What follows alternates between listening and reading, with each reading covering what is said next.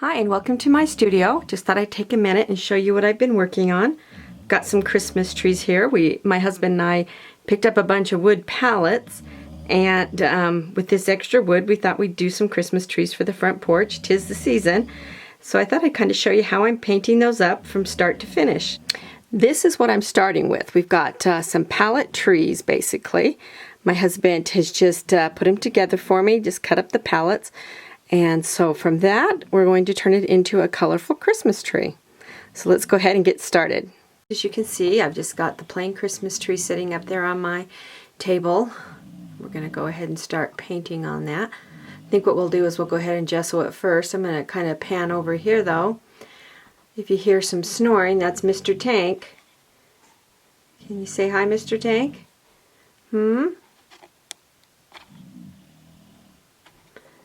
Buddy? Hi. Oh, there he goes. I've frightened him. He's leaving now. He's done with me. But if you hear that snoring, that's who it is, so. Okay, so what we're going to do is we're going to go ahead and put a base coat on this. This wood is really rough. Like I said, it was pallets. And I didn't feel like taking the time to sand it down because I like the authentic look or the organic look of the pallets. So what I'm going to do first off is use my gesso. Got my trusty gesso here. I love to paint on gesso on canvases, so I figured why not put it on my Christmas trees and get them gessoed up. So we'll just take a minute while I get a little bit here in the bowl. And you know what I think I'm going to do to make life a little simpler? So I'm going to put a dab on each one, and that way I'm not going back and forth to the bowl, but I got some in the bowl just in case. And I think I'll leave that last one blank just in case I have extra. I don't have to waste it. So we'll go ahead and get that set. Gonna get a big brush here. Got my brushes. As you can see, I've got my little bucket of brushes, just every kind you can imagine. And we're going to go ahead and get started, and we'll just get this gesso into the wood. And it takes a little bit of extra gesso because this wood, like I said, being rough and raw like it is, it really sucks up the gesso. And that's also another reason to give it a first coat to work with. So when you're putting on your colored paints, they're going to pop out a little bit more. They're going to be a little bit brighter because of the white background. And it's not going to take as much because the wood's not sucking up your color paint, which is a little bit more costly than the gesso. I like working with gesso.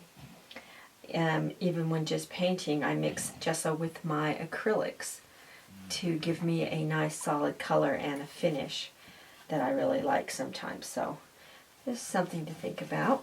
So I'm going to go ahead and get this finished up.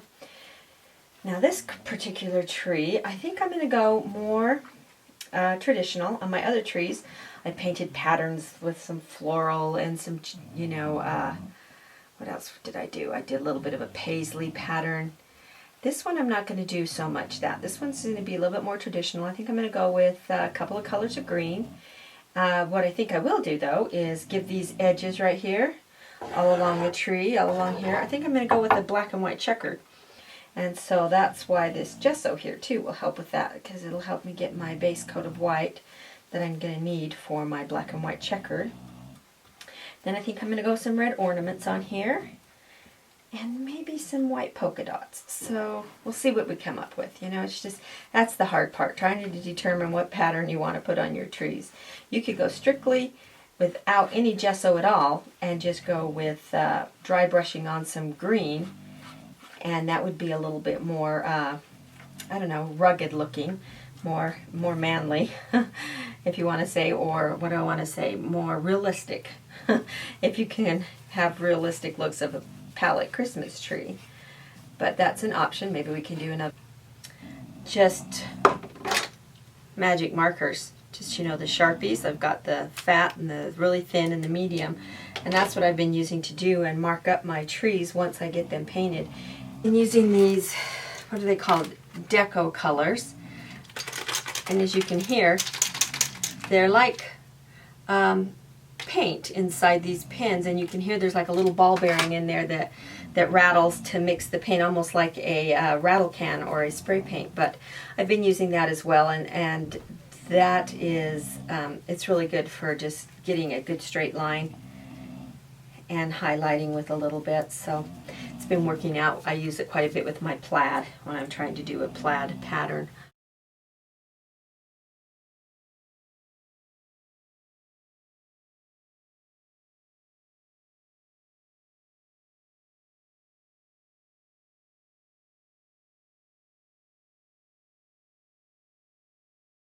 Okay, so we've got this one almost dry. Still some little spots that need to be dry. And make sure, like I say, that your gesso is thoroughly dry before we go. Looks like these bottom area is pretty wet still.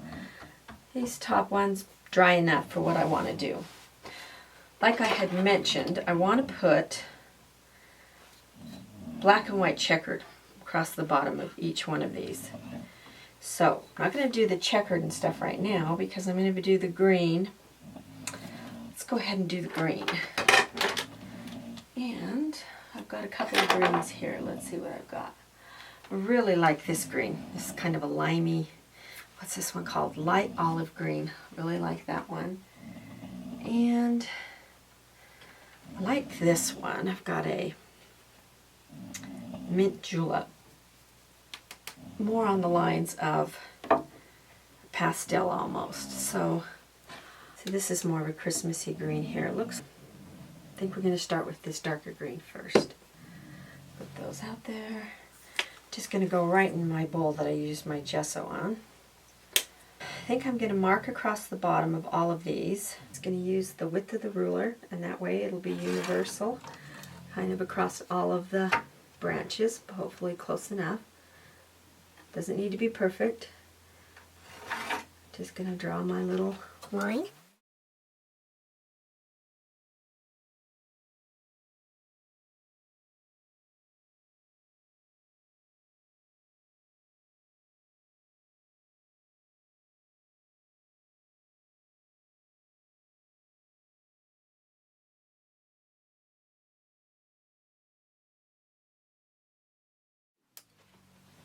So I've marked my spots that I do not want to get green paint in.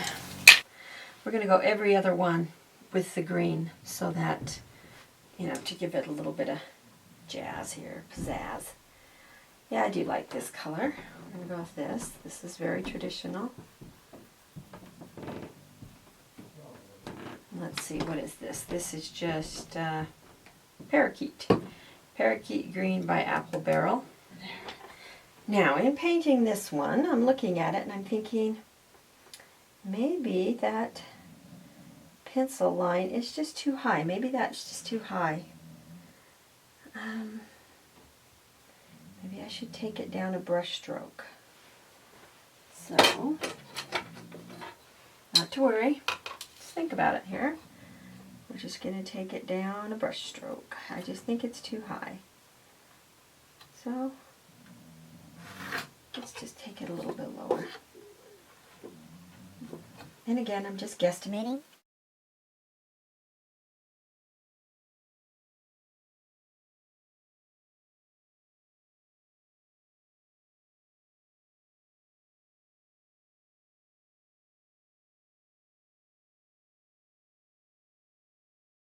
For right now, but I'm painting the very tip top up here.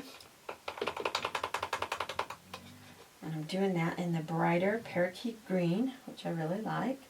And like I said, we're going to do some red ornaments on this, so that parakeet green and the red are going to pop together to look really nice. So just throwing that on there.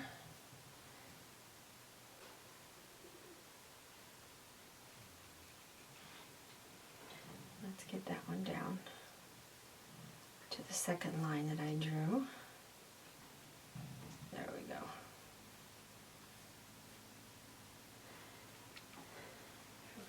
Oh, that's quite.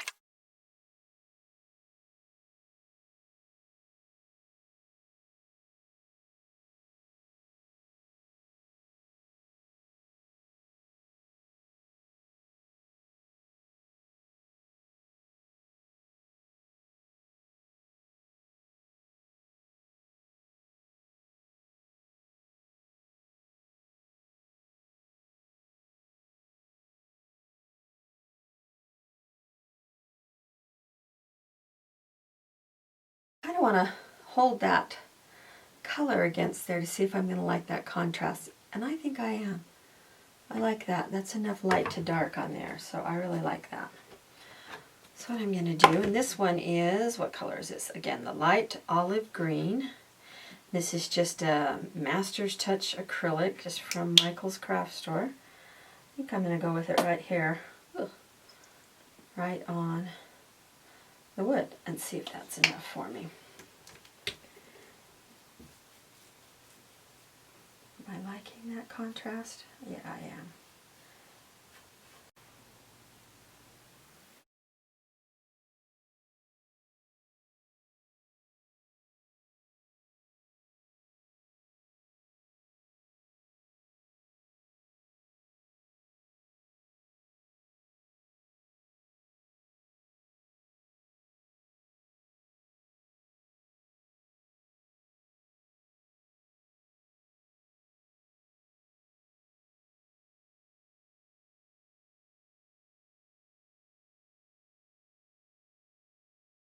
So we're going to let those dry a bit. While they're drying, I'm going to come back and put a white on here, and all I'm going to use is just plain old white.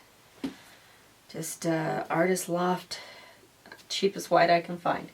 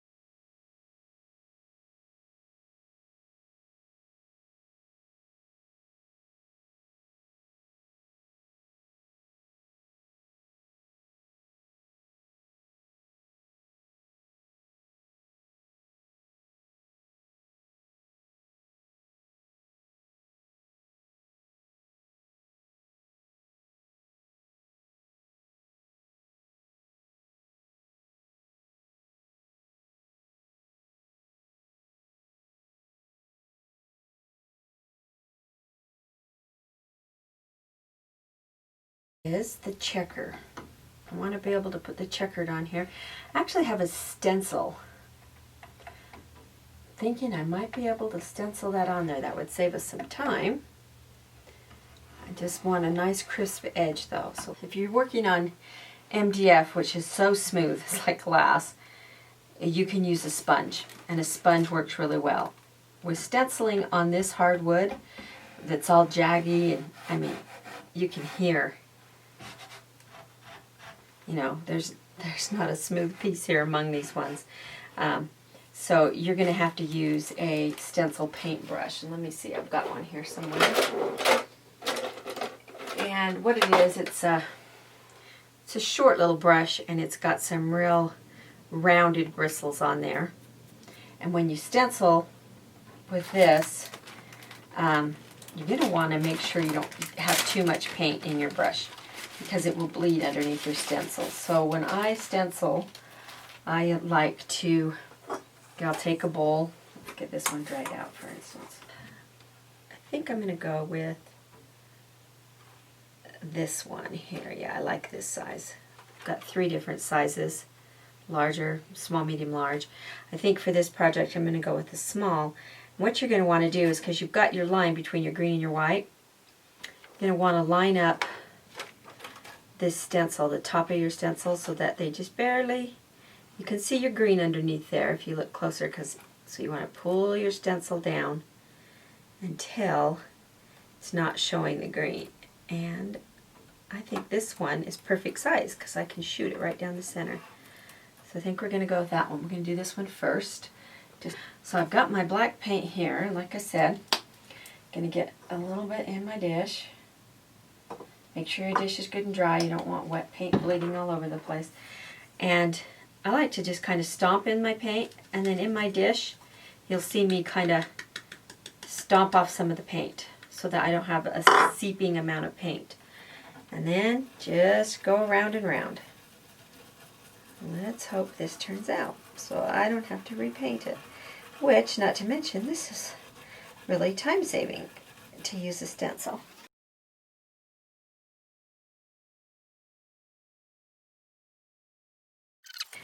This bristle on these brushes are pretty darn aggressive, and so that's where you're going to want to make sure this paint is very dry, or it'll peel it right off, because the bristles on your stencil brushes are quite aggressive or abrasive to fresh wet paint. So make sure you have a good dry surface that you're going to be stenciling on.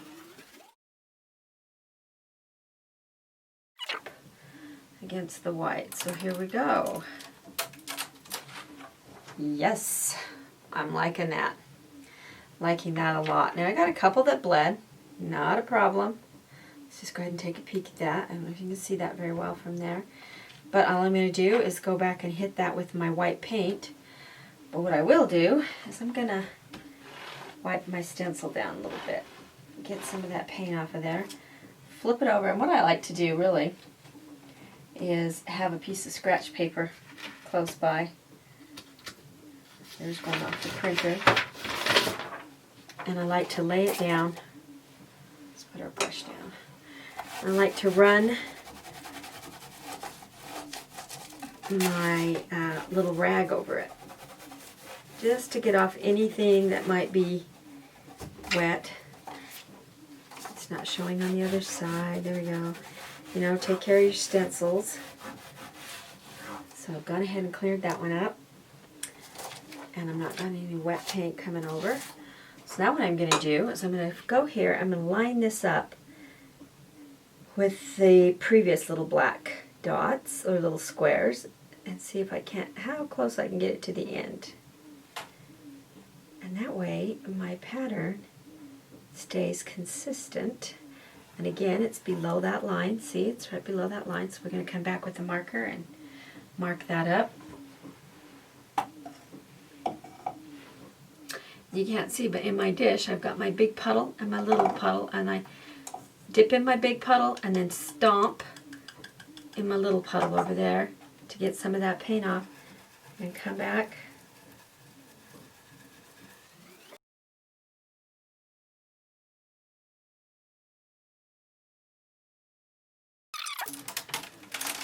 There we go. Yeah, I'm liking that. Seems to be I'm getting some bleeding up here on the same. I'm going to have to look at that stencil and make sure it's not damaged to there. That's okay though. I can still see we've got a little bit of black. When you lay that down and run over it, you'll get a little bit of black on your paper.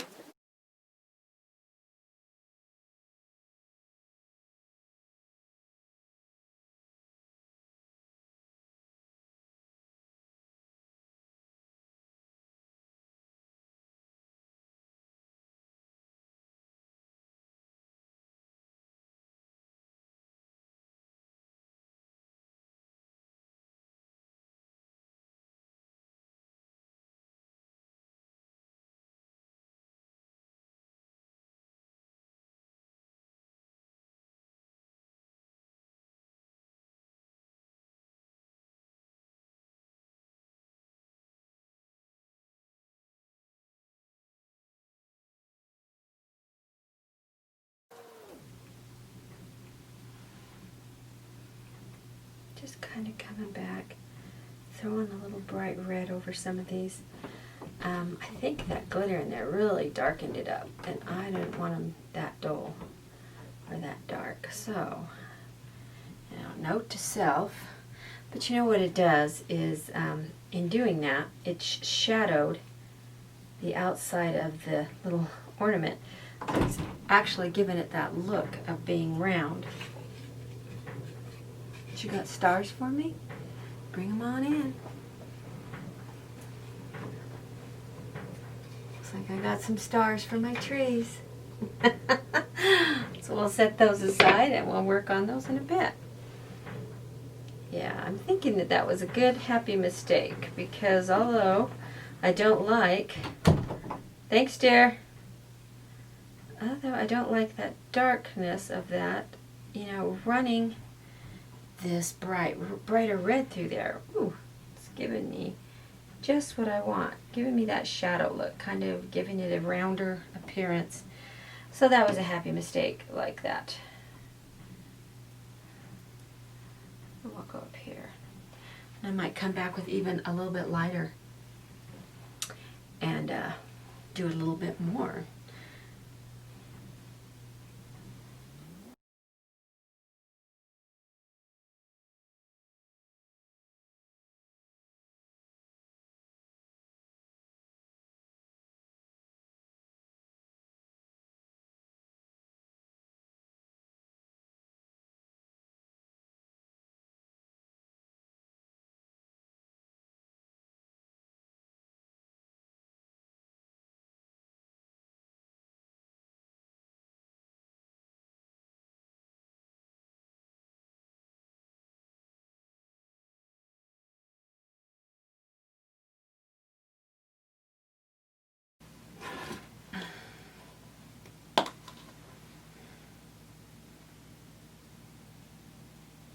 Don't want it going pink per se, but I do.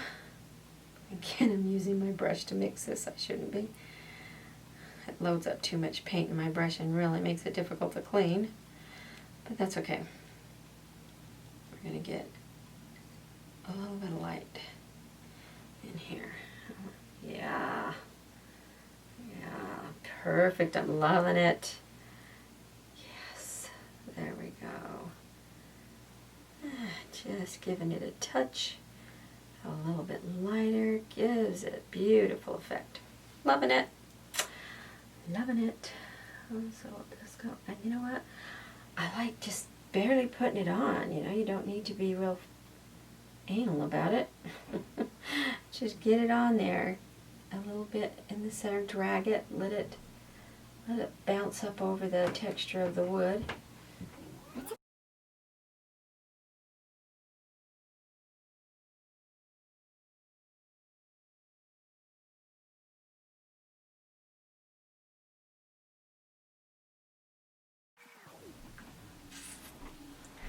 So I like that.